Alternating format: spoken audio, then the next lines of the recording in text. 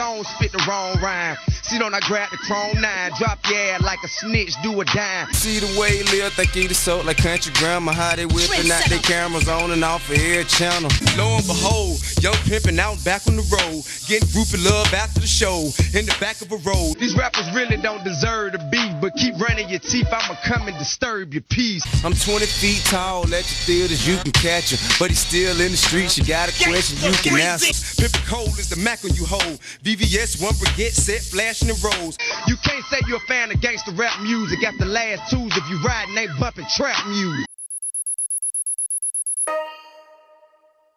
Clifford Joseph Harris Jr., born September 25th, 1980.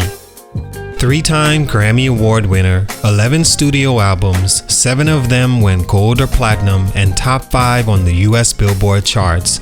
A plethora of #1 hits. Yet, when you look at his career in totality, it can't help to beg the question, can you fall off after reaching legendary status in music?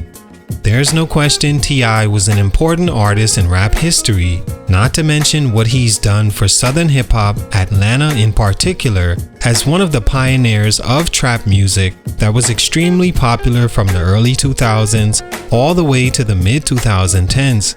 T.I.'s artistry has also expanded to acting, hosting, and dialogue, making him not only important to the landscape of hip-hop, but to urban culture as well. In no way can anyone fix their mouths to say T.I. had a disappointing career or didn't meet expectations, even exceeding them in longevity and social relevance 20 plus years in. But if you are on the side of the argument that holds each artist to the standard they set for themselves with their talent, timing, ability to be marketed to multiple markets, and opportunity, then I can understand you saying T.I. fell off right after his most successful album in his catalog.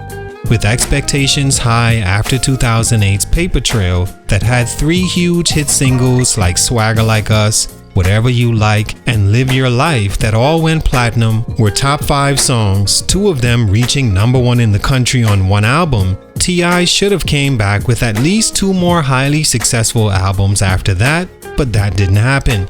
On the other side of the question, T.I. came in the game in 2001 with his debut album and has been successful for an entire decade, going gold or platinum from 2003 to 2012. At that point, wouldn't it be inevitable to lose some steam? After all, what's the standard popularity span of a rapper? 2, 3, maybe 4 years if they're lucky? If you look at some of today's popular artists like Lil Durk, NBA Youngboy, Lil Baby, they haven't had half the total success T.I. has had early on in his career, and also his expansion outside of music in the TV world, social media, and community activism. Whoever makes the argument, I can't help but understand points on both sides, and in the end, I'd compare T.I. to an athlete like Allen Iverson. Would you say Iverson, as great as he was, could have had a better career if he took his development as serious, paying more attention to working on his game and body, if he had a better attitude to coaching, or if he actually won a championship instead of 0 rings in total to rival top players of his generation he was once better than, like Kobe Bryant, Tim Duncan, or Dirk Nowitzki? T.I. is still a legend in the game, but even legends could have had a better career with the gifts they were given had certain things not happened. So did T.I. fall off after reaching legendary status? Here are 3 reasons I think so. Let's talk about it. It's your boy JC, Stunted Growth Music. Let's get it, man. Take a minute to like, subscribe, and comment on who I should do next.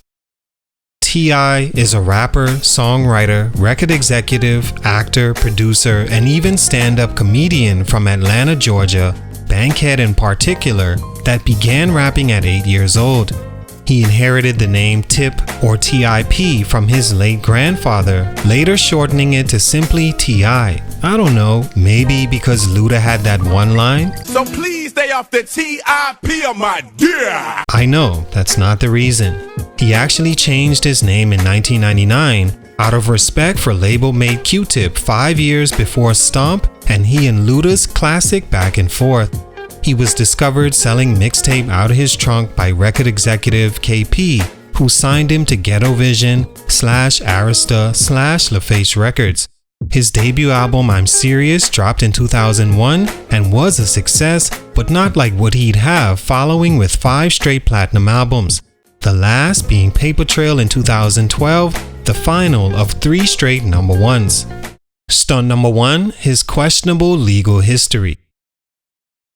Whether you like or have liked T.I.'s music in the past or him as a person, when you think about his career and some of the biggest downfalls, disappointments, or growth stunts, the first that has to come to mind is the sketchy legal history he's had, specifically around the time he allegedly fell off as a rapper after 2008. This history has painted T.I. in a negative light as far as his street credibility because of snitching allegations and also taking the stand in the shooting death of his friend. In October 2007, T.I. was arrested before he was scheduled to take the stage at the BET Hip Hop Awards in possession of guns and silencers and other illegal artillery and was charged with possession of firearms by a convicted felon. The amount he had was almost GTA video game-like and would have sent any non-rap superstar to prison for at least 10 to 15 years. T.I. was sentenced to just 1 year and a day, to which he only did 7 months, along with community service and a PSA video encouraging people of the community to come forward and tell if they saw a crime being committed in their neighborhood. Major violation of the street code he supposedly lived by that caused many of his urban fans to discontinue support of his music. In 2008, 2 months after the release of his Paper Trail album, he also took the stand to testify against a man accused of killing his childhood friend in a shooting in Cincinnati. This further caused T.I. fans to accuse him of being on the wrong side of the street code, and he lost even more support.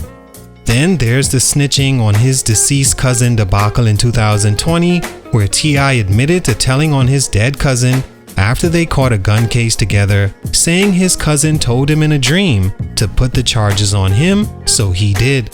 He later said he was lying about the story. Although much after his alleged fall off, it hurt his history and is another reason his fan base dwindled. Stunt number 2, going to pop. Another huge reason T.I. couldn't match his success after Paper Trail was because after he was released from his prison sentence and finally ready to drop an album in 2010, it was way too pop sounding for his target audience, ones who's been waiting for new music from T.I. post his prison time. At that point, if T.I. came with harder music that specifically targeted the urban community like he was doing up to Paper Trail, he may have had more success. That's also hard to say because what kind of music could he confidently have made after snitching allegations so strong came out? That would almost be like Gunna coming out right now with tales of him being the biggest drug dealer and street gangster after taking the stand to yes ma'am his fellow YSL label mate and leader into an even tougher defense while he got to return home scot-free. Yes ma'am. Yes ma'am. Yes ma'am. Maybe pop was the only route for T.I., but it didn't work on his target audience, and the No Mercy album flopped compared to his prior discography. Kanye West, Chris Brown, Eminem post Encore, Trey Songz, Drake, Rico Love, Christina Aguilera, Carrie Hilson, and more. If that's not the ultimate pop album feature list, I don't know what is. Has T.I. been able to have pop music success? Of course, but right after all the allegations of telling and prison time, going pop was not the way to go. Not to mention his Trouble Man and Paperwork albums following No Mercy were also super pop, further digging himself into a grave of not supplying his demographic while not really making the best pop songs anyway. Stunt number 3, the image no longer matched. Now, in an honest observation and more from personal opinion, I think what also stunted T.I.'s growth was at some point he began to be seen as corny, as they say, and not matching the gangsta image he once portrayed. He began speaking using big words often that seemingly came out of nowhere and emphasized more, fans feeling this was a total disconnect from who they once admired. I know it seems trivial to the larger issues discussed, but in the urban community, which is T.I.'s target audience by default, they tend to want their gangster rappers either dumb, dead, or in jail. Or in 50 Cent's case, still the same gangster, just found a way to transition into the corporate world without losing his identity within the urban community. So later, when it was time for T.I. to roll out an album, he had no more credibility because of Stunt number 1 and 2, plus he was disconnected from the image he portrayed early in his career with his fans and wasn't making great pop music to build newer ones. Therefore, his last 2 albums flopped, failing to at least sell 12,000 first week. All in all, T.I. is a legend in hip-hop. You can't take that away from him. His Urban Legend and King albums will always be personal favorites of mine and represents when T.I. was arguably one of the top rappers in the game. He had a great run that lasted a decade plus, but like Allen Iverson, he never won the championship, so to speak, of being the top rapper in the game, holding on to the reins and creating his own era in rap history. Salute, much respect to T.I., but for these reasons, his growth was stunted. It's your boy JC, Stunted Growth Music, and I'm out.